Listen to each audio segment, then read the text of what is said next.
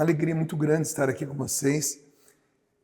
Jesus, ele, quando se encarnou, ainda bebê, né? Ainda recém-nascido, ainda dentro do ventre da sua mãe, Maria Santíssima, ele se encarnou 9 meses ali, nasceu nas condições que todos nós conhecemos, num momento dramático, até da própria história, um censo que o Império Romano obrigou que todas as suas províncias fizessem. Então, por isso que José tem que sair de Nazaré e ir até Belém, lá ele vai nascer.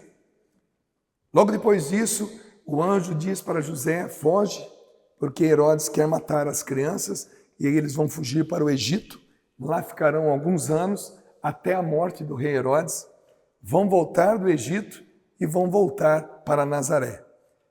E aí a gente começa a ter a notícia de Jesus após os 12 anos. Aquele momento que Jesus vai para Jerusalém com seus pais, lá ele se perde de seus pais, ele fica no templo, os pais já estão há 2 dias de viagem voltando para Nazaré, uma viagem que duraria 2 semanas. 2 dias depois de viagem, Maria procura Jesus, pergunta se está com José, José fala comigo não está, procuram de novo entre os parentes, porque lá naquela época viajavam os homens, grupo de homens, o grupo das mulheres, procuram Jesus e nada.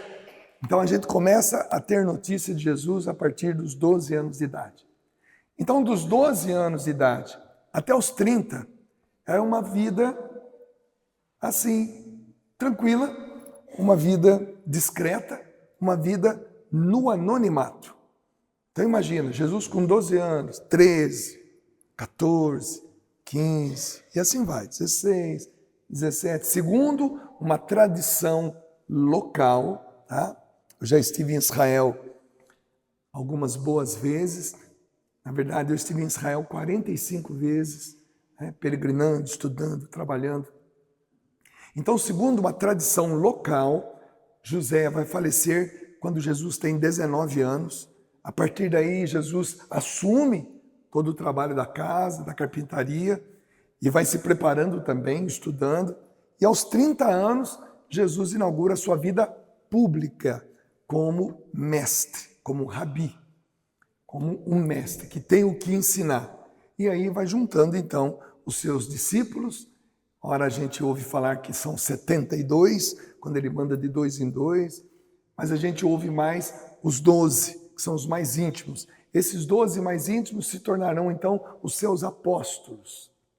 E Jesus sempre falava para todos, mas de uma maneira muito especial para poucos, ou seja, os 12. Então a gente percebe que sempre seremos uma minoria. Sempre Jesus trará perto dele uma minoria, não porque ele quer que sejam poucos, não, é que poucos é que realmente atendem esse chamado. Lembre-se, muitos são chamados, poucos os escolhidos. Né? Uma série que está em alta no Brasil, acredito que aqui também, The Chosen, né? O escolhido. Então, nós sabemos que nós somos esse grupo. Dá uma olhada para a pessoa que está do teu lado. Dá uma boa olhada. Sabe o nome dela? Conhece? Então, por favor, no 3, diga o nome dessa pessoa para mim, tá bom? 1, 2, 3. Não, só o primeiro nome para poder entender. Vai ter que ser todo mundo junto ao mesmo tempo. Vamos lá? Como é que é o nome desse irmão, dessa irmã? Então, somos muitos nessa paróquia, mas veja como, quando nós nos reunimos, nós acabamos percebendo que nós somos poucos. Poucos em relação a toda a paróquia, poucos em relação a toda a diocese, poucos em relação à cidade que nós moramos, pouco ao estado que nós pertencemos, pouco ao Pai. E vai ser assim aqui, vai ser assim no Brasil, vai ser assim na Itália. Nós cristãos sempre seremos o sal, sempre seremos o fermento, sempre seremos a luz. E essas coisas você encontra em pequenas quantidades. Quando você come uma comida saborosíssima, você não elogia o sal, você elogia a comida. Hoje, por exemplo, eu e você almoçamos, mesmo que tenha sido um lanche, mas quando você deu aquela primeira mordida no lanche, ou a primeira garfada, que você sentiu o gosto daquela comida, você falou, nossa, que carne gostosa, nossa, que arroz bom, nossa, que feijão gostoso, ou o peixe, ou aquilo que você comeu. Você nunca vai elogiar, nossa, que sal maravilhoso. Ou então quando você vai comer um bolo bonito, né?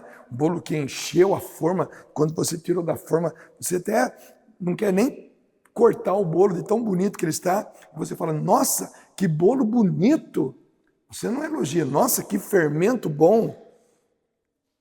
Ou então quando você está dirigindo o seu carro, vai fazer uma curva, vem um outro carro para cruzar o caminho com você, se você estiver com muita luz, você vai cegar. Então você tem que estar com o farol baixo. Em determinados momentos, somente com a lanterna ligada. Porque se você colocar muita luz, você vai cegar a pessoa e pode causar um acidente. Então, quando Jesus olhou para nós, ele disse assim para nós, vocês serão sal, vocês serão fermento e vocês serão luz. Sempre na medida certa. O exagero sempre vai prejudicar. Você é sal para dar sabor. Você é fermento para dar leveza. Você é a luz para indicar o caminho. Mas eu sou, Jesus vai dizer, o caminho, a verdade e a vida. Então nós vamos indicar tudo isso. E Jesus olhando para aqueles 12, imagina agora comigo, 3 anos e meio mais ou menos foi o tempo que Jesus viveu com eles. Você imagina aqueles homens escutando tudo isso? Hoje para nós é natural, é normal você ler tudo aqui no Evangelho. Mas imagina eles ouvindo isso pela primeira vez. E quando ainda a conversa, o diálogo de Jesus com eles foi se tornando um diálogo meio de despedida. Quando você chega no finalzinho dos evangelhos, seja de João, de Marcos, de Lucas, de Mateus, você começa a perceber Jesus conversando com eles, ou então ensinando a eles, mas já com um tom de despedida.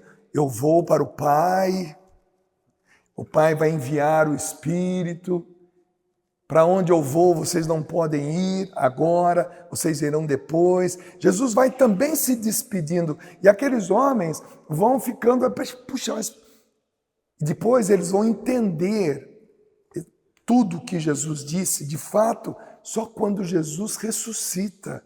Jesus é morto, é crucificado, morto, sepultado. Você imagina você vivendo na companhia de Jesus e vendo Jesus andar pelas águas, sobre as águas. Imagina Jesus curando cego, coxo, manco, surdo, libertando pessoas que estavam endemoniadas. Imagina Jesus multiplicando pães, transformando água em vinho, multiplicando peixe, pregando nas praças com uma autoridade. Se eu e você fôssemos um dos 12, nós estaríamos. Mas de repente você vê aquele mestre que te ensinou tanta coisa, ele começa a ter tom de despedida, e de repente você vê o seu mestre sendo açoitado, coroado de espinhos, crucificado numa cruz, morto, sepultado. É como se assim, o sonho acabou.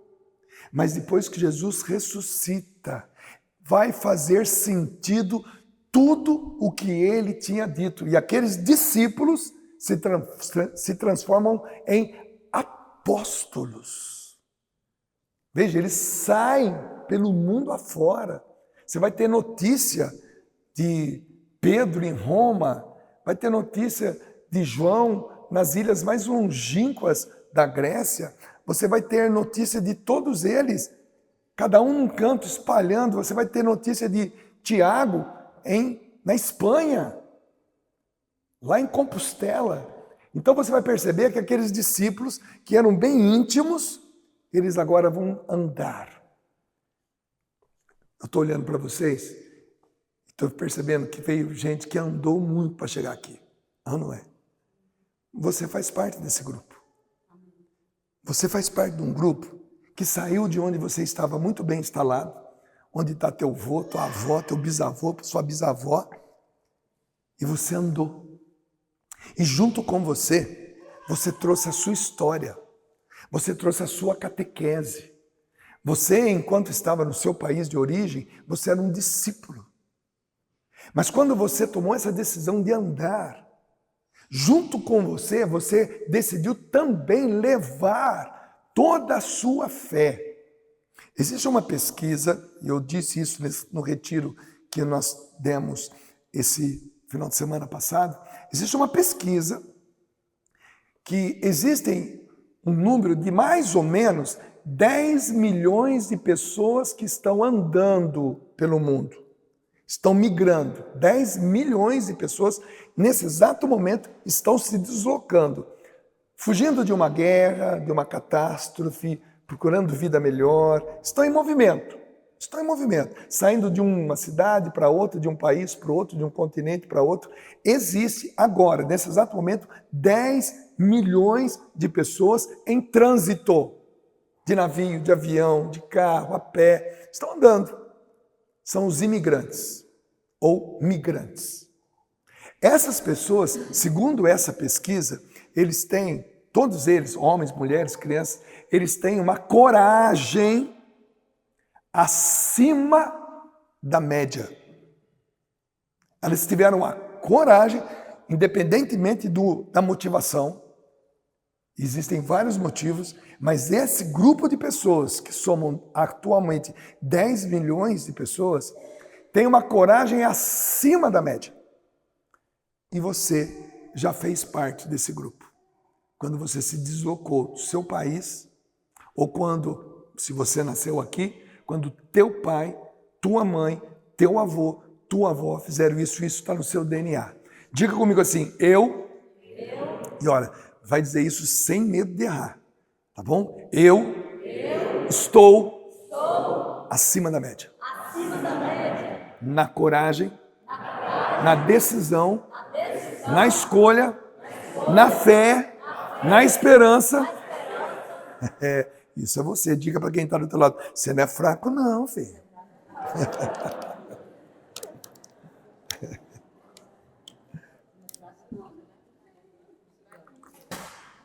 É exatamente isso. E por que eu estou dizendo isso? Ah, porque ele está querendo agradar? Não. Isso é um fato. Isso é um fato. Não sou eu que digo. São pesquisas sérias de geopolítica, de cientistas políticos, de pessoas que estudam a humanidade, de antropólogos. Então não sou eu, não é um dado meu, é dado de pesquisa. E por que eu estou dizendo isso? Porque Deus usa esse tipo de pessoa para espalhar a palavra dele. Por onde você for, a palavra que você já ouviu e que está dentro de você, eu não sei quantos anos você tem, não importa, eu não sei quantas missas você já foi, não importa, mas todas as vezes que você foi à missa, principalmente no domingo, você ouviu a primeira leitura, você ouviu o salmo, você ouviu a segunda leitura e você ouviu o evangelho. Todas as vezes que você foi à missa, ao domingo, hoje você ouviu 3. Primeira leitura, salmo e evangelho. Mas suponhamos que eu, que tenho 60 anos de idade, tenho ido à missa desde o colo da minha mãe. Mesmo ainda criança, eu ouvi a palavra de Deus. Mesmo ainda nos braços da minha mãe, eu já tinha a capacidade de ouvir. Portanto, eu ouvi a palavra. Sem consciência, sem discernimento ainda, mas ouvi. Suponhamos que em 60 anos, são 52 domingos em um ano, 52 vezes 60, que é bom de conta, já fez a conta, né? Multiplica isso por 4 leituras, então 60 anos vezes 52 vezes 4 leituras, olha quanta palavra de Deus já entrou no meu ouvido. E se entrou no meu ouvido, está aqui dentro. Eu posso não lembrar o capítulo, eu posso não lembrar o livro, eu posso não lembrar o versículo, mas ela está aqui.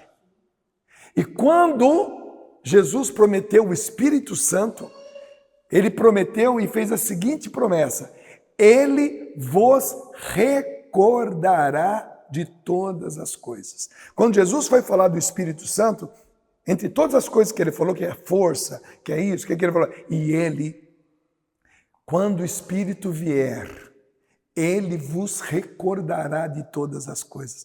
Que coisas são essas?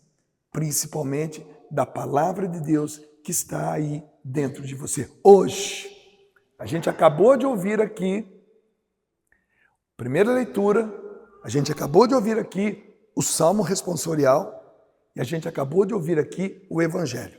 É claro que se eu for perguntar a você qual é o Salmo, qual é a leitura, qual é o Evangelho, você fala, desculpa, eu não consigo.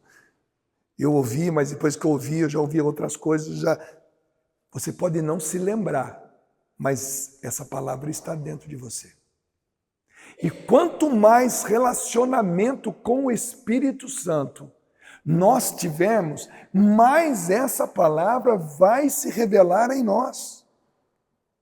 Junta esse poder do Espírito Santo dentro de você com a coragem que está em você por ter saído do seu país, chegado aqui na América, você que tem uma coragem acima da média, você é um tipo de ser humano diferente para melhor.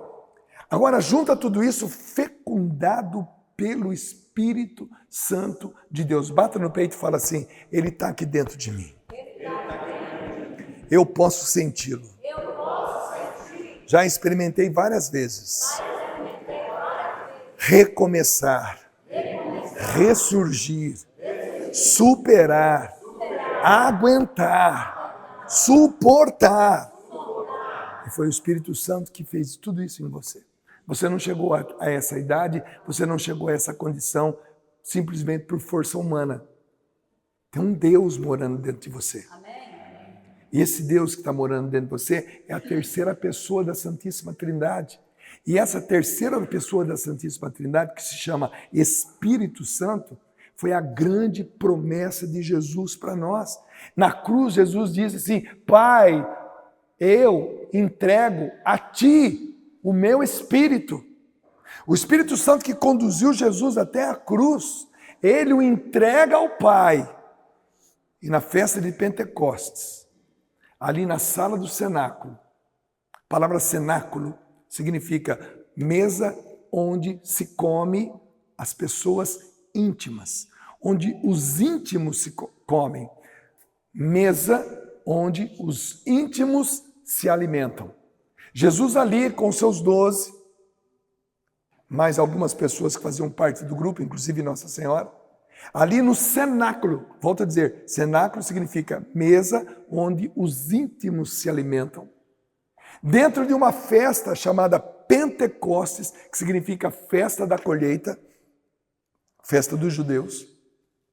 Então, na mesa onde os íntimos se reuniam, numa festa onde é a festa da colheita, o Espírito Santo desceu. A promessa foi cumprida. E esse Espírito Santo está conosco. Nós nos aproximamos agora há pouquinho da mesa onde os íntimos se alimentam. E se alimentam do corpo, sangue, alma e divindade. Aqui estão brasileiros, portugueses, o padre é africano, inclusive o padre é de Angola, o lugar onde a minha avó, os meus avós e bisavós vieram. Eu até falei para ele, padre, eu estive em Angola recentemente, fui lá mexer na raiz da minha família, ele ficou muito feliz, e eu também. Então, nós somos um grupo, uma colheita maravilhosa, cada um de nós trouxe algo diferente para ser somado aqui numa festa da colheita, numa festa de Pentecostes, da mesa que se chama cenáculo, lugar onde os íntimos se alimentam, e sobre essa realidade desce sobre nós o Espírito Santo mais uma vez, e a grande promessa de Deus é essa, Ele que está dentro de você vos recordará de todas as coisas, toda a palavra de Deus que um dia você ouviu está aí dentro de você, bata no peito e fala, está aqui dentro. E a qualquer momento, meu irmão, minha irmã, essa palavra vem como um vulcão, entrando em erupção, para levar você a dar respostas a essa vida que te cobra muita coisa, que te faz experimentar muita coisa. Esse é o cristão no dia de hoje. Esse é o católico, apostólico, romano, eu ainda acrescento carismático e mariano. Esse é você. Agora imagina quem você é então. Você é isso. Você é uma potência. Você é uma presença. Você é sal. Você é luz. Você é fermento. Onde você chega a possibilidade da graça acontecer naquele lugar. É por isso que você está aqui. E é por isso que também eu estou aqui. É por isso que Deus colocou você no meu caminho e eu no seu caminho. Para que hoje, nessa noite, nós tomássemos ainda mais consciência dessa graça. E por isso que Deus, quando eu fiquei perguntando a Ele, Senhor, o que eu vou falar para esse povo? Já falei ali em Montverde, já falei em Bridgeport, hoje eu estava aqui em Denver junto com 2 sacerdotes, Padre Leonel e Padre Fernando. Mas vindo para cá, encontrando aqui, como é que é o nome do padre aqui mesmo? Eurico. Eu falei, Deus, o que o Senhor quer que eu fale? E Deus me fez lembrar, aí vem o Espírito Santo, e Ele vos recordará de todas as coisas. E Ele me fez lembrar, Dunga, fala dessa passagem. E essa passagem está aqui, como eu disse, Lucas 6, que diz assim, sede misericordiosos, como também vosso Pai é misericordioso. E aí ele continua dizendo, não julgueis e não sereis julgados. Não condeneis e não sereis condenados. Perdoai e sereis perdoados. Dai e vos será dado. Aí ele completa, uma medida boa, socada, sacudida e transbordante será colocado na dobra da sua veste, pois a medida que usardes para com os outros, servirá também para vós. Esse é o cristão. O que Jesus está pedindo para nós? Primeira coisa, não julgueis. Nós não temos essa condição. Eu posso interceder por alguém, eu posso tentar entender alguém, eu posso ajudar alguém, mas eu não posso julgar ninguém. Não julgueis. Isso não é papel nosso. Nós não temos essa expertise, nós não temos essa capacidade. Quando eu paro para julgar uma pessoa, eu paro no meio do caminho, tenho uma atitude errada, eu não consigo, não está em mim. Não é do ser humano julgar. O ser humano não consegue, não é papel dele. E quando eu tento fazer isso, eu estou incorrendo num erro grave. E a palavra de Deus diz para mim, Dunga, não julgueis. Inclusive, para não serem julgados. E ele diz, e não condeneis, muito menos, para não seres condenados. E me leva agora a uma ação. Aqui ele me manda 2 coisas para não fazer. Não julgueis e não condeneis. Agora ele me manda fazer. Ele fala, perdoai. Em vez de julgar, condenar, não faça isso. Mas agora, perdoai e sereis perdoados. Dai e vos será dado. Olha só, Jesus não apenas pede para nós não fazermos 2 coisas, mas também pede para fazermos 2 coisas. Não julgue, não condene, mas perdoe e dê. Perdoai e sereis perdoados. Dai e vos será dado. Imagina agora Jesus falando isso para os discípulos naqueles dias, que ele ainda estava com ele, parando aquele grupo de 12, embaixo de uma sombra de uma árvore, antes de dormir ao relento. Gente, tem mais uma lição para dar para vocês. Olha, não julgueis para não seres julgados. Não condeneis para não seres condenados. Perdoai e sereis perdoados. Dai e vos será dado. E aí vem a medida de Deus. Aí ele completa dizendo assim, porque é uma medida boa. Faz assim comigo, vamos lá. Todo mundo fazendo o gesto. Uma medida boa. Como é que é a medida de Deus? Boa. Socada. Vai, soca a medida. Socada. Isso, a gente soca para quê? Para caber mais. Olha a medida de Deus para conosco, que a gente tem que usar para com os outros. Uma medida boa, socada. E ele ainda acrescenta, sacudida. Ele sacode para caber ainda mais. A ponto de ser transbordante. Então vamos agora, são 4, olha lá. Uma medida boa. Eu gostaria que todo mundo fizesse o gesto, para ficar bem bonito. Vamos lá. Uma medida boa. Sobrada. Sacudida. Transbordante. Essa é a medida de Deus. Essa é a medida que Deus usou para nós. Quando nós precisávamos da misericórdia de Deus, quando nós estávamos no caminho errado, quando nós ainda não éramos convertidos, quando nós ainda não tínhamos nosso pensamento direcionado para Deus, foi essa medida que Deus usou para conosco. Quando eu estava longe de Deus, eu me converti com 18 anos de idade. Hoje eu tenho 60. Então, há não sei quantos anos atrás, 42 anos atrás, com 18 anos, eu precisava muito da misericórdia de Deus, para me tirar da vida errada que eu vivia. E Deus veio comigo, como ele diz aqui, sede misericordiosos, como também o vosso Pai é misericordioso. O Pai foi misericordioso comigo, me tirou daquela vida errada, me acolheu. E a medida que ele usou para comigo foi essa, uma medida boa, socada, sacudida, transbordante. E ele acrescenta, pois a medida que usardes para com os outros, também servirá para vós. Essa é medida de mãe, sabia? Também dava esse exemplo esse final de semana. Antes de ser missionário, eu trabalhei 12 anos numa fábrica de papel, onde meu pai trabalhou 35 anos, a minha mãe trabalhou 30 anos, o meu irmão trabalhou 28 anos e eu fiquei lá 12 anos. Depois Deus me tirou de lá para me fazer missionário. Eu era supervisor de manutenção.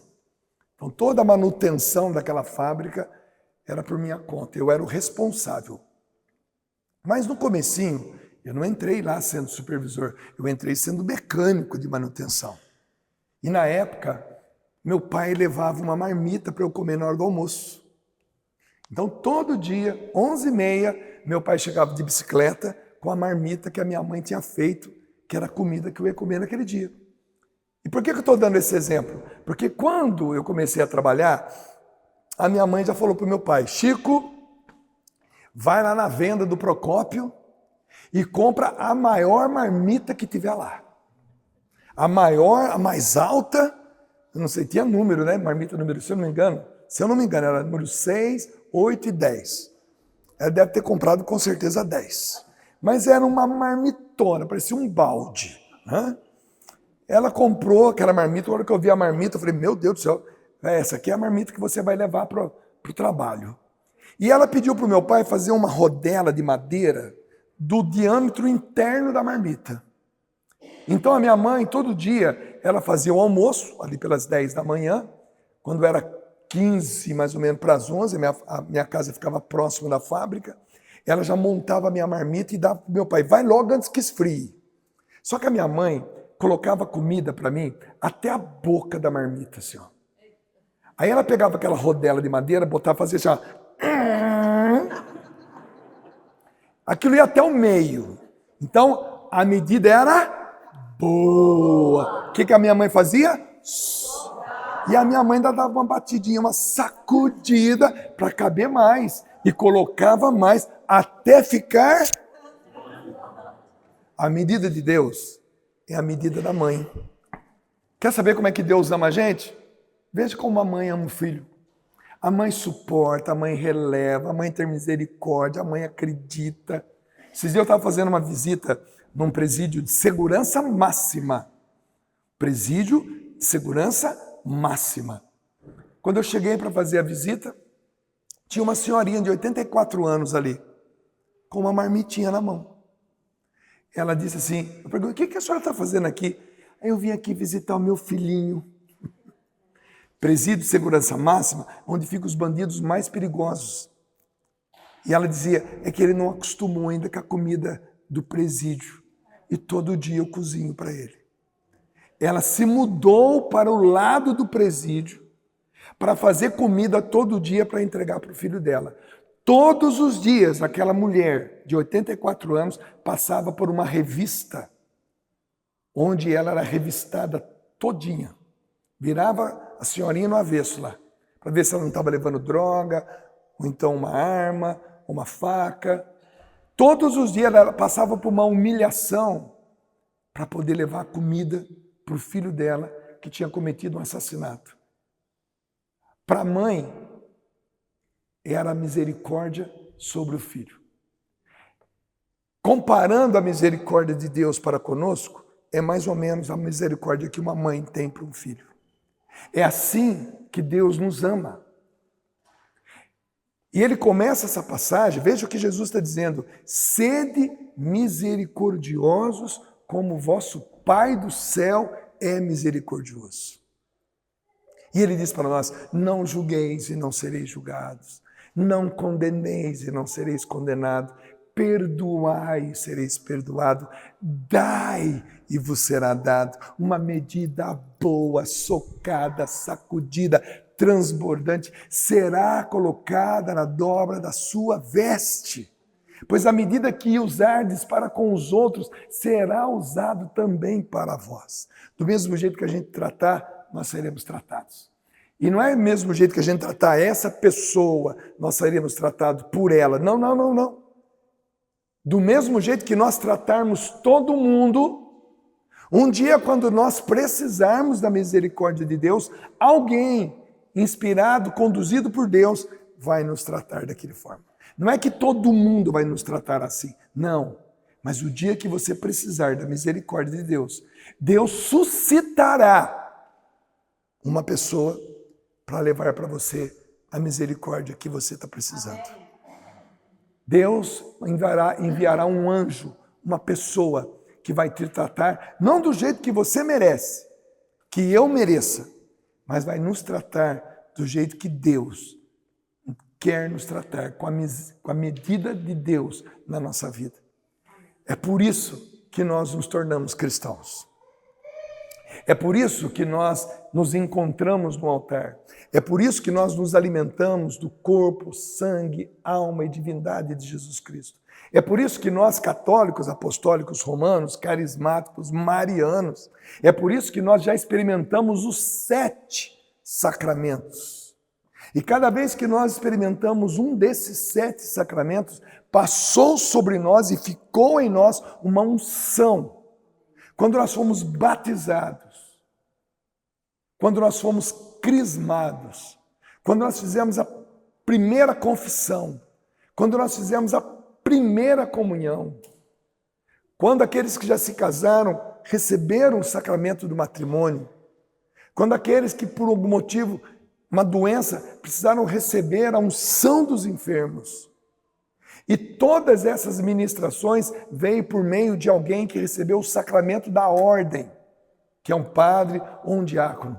Todas as vezes que eu e você, católico, apostólico, romano, recebemos ou participamos de um sacramento, ficou em nós uma unção, passou sobre nós e ficou em nós uma força do Espírito Santo que fez de cada um de nós sermos o que nós somos. E muitas vezes nós vivemos a nossa vida como se nós fôssemos apenas qualquer um. Meus irmãos, nós não somos qualquer um.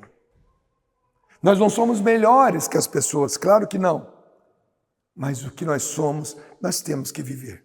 Diga comigo, eu sou católico, apostólico, romano, também sou carismático, sou mariano, sou ungido, sou discípulo, sou apóstolo, sou sal, luz, fermento, sou sinal de Deus. É isso que você é. Pode aplaudir. É isso que você é. Você é isso, meu irmão, e você será isso em qualquer lugar do mundo que você estiver. Trabalhando na sua profissão, executando o seu atual trabalho, vivendo o momento presente, o atual desafio da sua vida, enfrentando o atual problema da tua vida, desafio da tua vida. Você não será uma pessoa normal, comum? Não. Você é uma pessoa capacitada por Deus para viver e dar uma resposta ao mundo de acordo com aquilo que atualmente o mundo, ou seja, a vida, está te perguntando. E quando a gente acostuma e decora a resposta, a vida troca a pergunta. Quando a gente já sabe as respostas de tudo, a gente já passou por tudo, aí a vida vem e troca a pergunta. É um problema novo que entra na nossa vida, que a gente não sabe. E a gente, portador dessa força, nós vamos vivendo novamente e vamos experimentando novamente a presença de Deus na nossa vida. E assim nós vamos nos revestindo da realeza de Deus. Esses dias, pesquisando um pouco mais, você se lembra de Esther, que foi interceder diante do rei pelo seu povo. Na palavra que nós temos aqui, diz que ela se revestiu de realeza para conversar com o rei, para interceder pelo seu povo. Meus irmãos, aquilo foi escrito na língua original, ou seja, hebraico, aramaico. Isso está escrito no Velho Testamento. E o Velho Testamento foi escrito no hebraico e no aramaico. Depois, quando a Bíblia começou a ser escrita, o Novo Testamento, ou começou a fazer as cópias do Antigo Testamento, aquilo foi escrito no grego. E depois, muito tempo depois, isso foi traduzido para o latim. E depois do latim, para o português, português de Portugal, português do Brasil, o inglês. Então, nessas traduções, vai se perdendo um pouco a originalidade. Quando você vai no texto original, lá da Torá, escrita no hebraico, no aramaico, lá não diz que Esther colocou uma roupa bonita. Lá diz que ela se vestiu de uma postura de realeza. Ou seja, não foi a roupa que impressionou o rei. Não foi a maquiagem, não foi as joias, foi a postura daquela mulher. A postura dela diante do rei, a autoridade dela, testemunho, aquela nova imagem impressionou o rei. No texto original não foi a roupa, não foi a joia, não foi a maquiagem, não foi a beleza física que impressionou o rei. O que impressionou o rei na língua deles, na escrita original, foi a postura daquela mulher. Hoje eu vim aqui dizer para você que você tem que tomar uma postura nova, uma postura de filho de Deus, de filha de Deus, diante da vida, diante daquilo que você está vivendo hoje. Chega no ambiente de trabalho, de diversão, de oração, familiar, onde você for. Entenda quem você é. Você é uma pessoa que já passou pelos 7 sacramentos. E cada vez que esses sacramentos passaram pela tua vida, te deram uma unção diferente, te deram um poder diferente. Você é filho ungido, filha ungida de Deus. Então, meu irmão, cada vez, minha irmã, cada vez que você comunga corpo, sangue, alma e divindade, cada vez que a gente vem à missa e esse sacrifício acontece de novo, não é uma representação. O sacrifício é revivido, é vivido de novo, é atualizado. E você participa disso. E você vai comer e tomar o corpo e o sangue. E acrescenta alma e divindade. E você volta para o banco, com Jesus dentro de você. Você está se revestindo de uma autoridade. E isso sem dizer do Espírito Santo que já vive em você. Por isso que eu disse para você olhar para a pessoa que está do seu lado e dizer para ela, você não é fraco não, você é muita coisa. Você é muita coisa, meu irmão. Não é por acaso que eu saí lá da minha cidade, de Pindamonhangaba, no interior de São Paulo, na região do Vale do Paraíba, e vim para cá. E estou vindo aqui nos Estados Unidos, se eu não me engano, essa é a 37ª vez que eu venho nos Estados Unidos para pregar para vocês. E é a primeira vez que eu venho aqui, né? E espero voltar. E espero um dia, quem sabe, passar um final de semana inteiro com vocês, brasileiros, portugueses, africanos, para a gente poder meditar a palavra de Deus e entender quem nós verdadeiramente somos. Volto a dizer, você não saiu do seu endereço, andou tantos quilômetros, seja por que caminho você chegou aqui, só para se dar bem na vida. Não. Deus encontrou em você um coração corajoso. Deus encontrou em você alguém que pode replicar a palavra que já está dentro de você, pelas tantas e tantas e tantas vezes que você ouviu a palavra dele na missa, ou pelas tantas as vezes que você leu de fato na Bíblia que está na tua casa, por tantas e tantas vezes que você cantou uma música que foi baseada na palavra de Deus. Essa palavra de Deus está dentro de você. E essa profissão que você tem, essa especificidade que você tem, que ninguém faz como você faz. Você é bom no que você faz. No ambiente que você vive, que você trabalha, que você se relaciona, que você tem liderança, é lá que Deus vai fazer com que a palavra dele, que está em você, seja atualizada no coração daquelas pessoas.